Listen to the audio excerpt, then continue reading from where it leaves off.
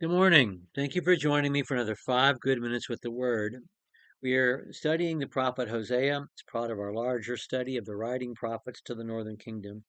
Yesterday we covered verses 1 through 9 in chapter 1. I took up almost 10 minutes of your time yesterday. Today we want to think about those verses again and then look at verses 10 and 11.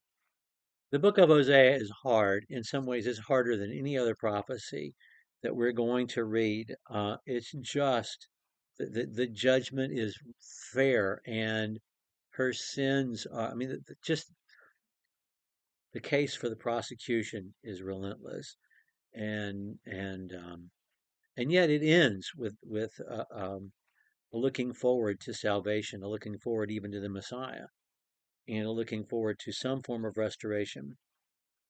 Verses 10, well, let's look at verse 7, verses 6 and 7, before we look at verses 10 and 11, because verses 10 and 11, after the hard message of verses 1 through 9, give a promise of a future.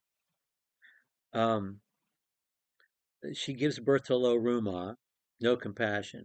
For I will no longer have compassion on the house of Israel, that I should ever forgive them. But I will have compassion on the house of Judah, and deliver them by the Lord, by Yahweh their God. I will not deliver them by bow, sword, battle, horses, or horsemen. And that deliverance is what's being described in verses 10 and 11. And of course, historically, we know this to be exactly true. People of the southern kingdom went through a terrible invasion, um, actually a second terrible invasion because the Assyrians invaded and nearly destroyed everything. But when the Babylonians came, it was a terrible invasion. If you don't believe it was bad, read Psalm 137. But they were allowed to stay together in their communities. And Daniel, Shadrach, Meshach, Abednego, Esther, either among the Babylonians or the Persians achieved, or the Medes achieved the highest levels of success in society. Nehemiah, they just did. And when they were allowed to come back by the decree of Cyrus in 586 BC, the Persian Empire gave them back all the treasures of the temple, and they were able to go back and rebuild and achieve whatever their abilities and their determination could achieve in rebuilding the city of Jerusalem, the walls around it, and the temple. So we know what he said to be true.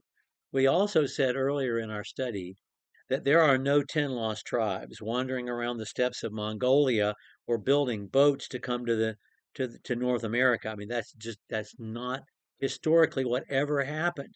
There are no 10 lost tribes. They were scattered, they were lost in that they evaporated as a national unit. But members of those tribes did make their way back, and some were left behind.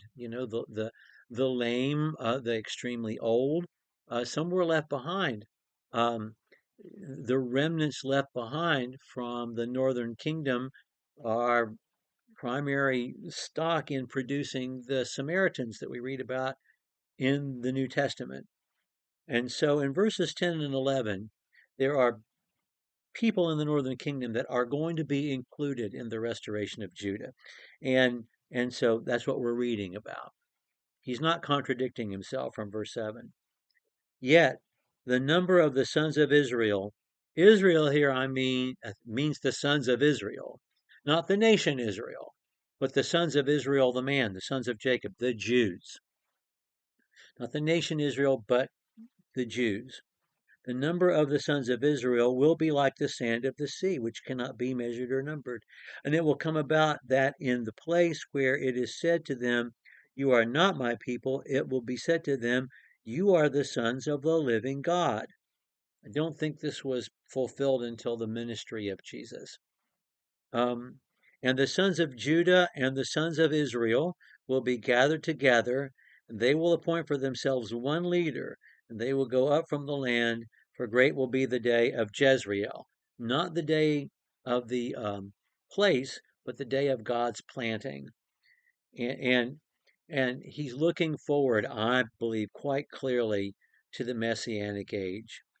And we know people from the northern tribe were included because in Luke chapter 2, Anna, who receives Jesus in the temple alongside Simeon, is from the tribe of Asher, from the northern kingdom.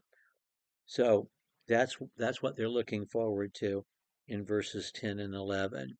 It's in the distant future, but not quite so distant. 700 years hence, 750 years hence, this prophecy will be fulfilled.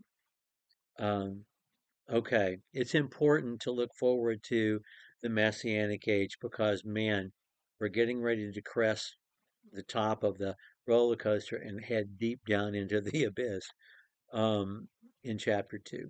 We'll pick up in chapter 2, verse 1 next time. Thank you for joining me for another 5 good minutes.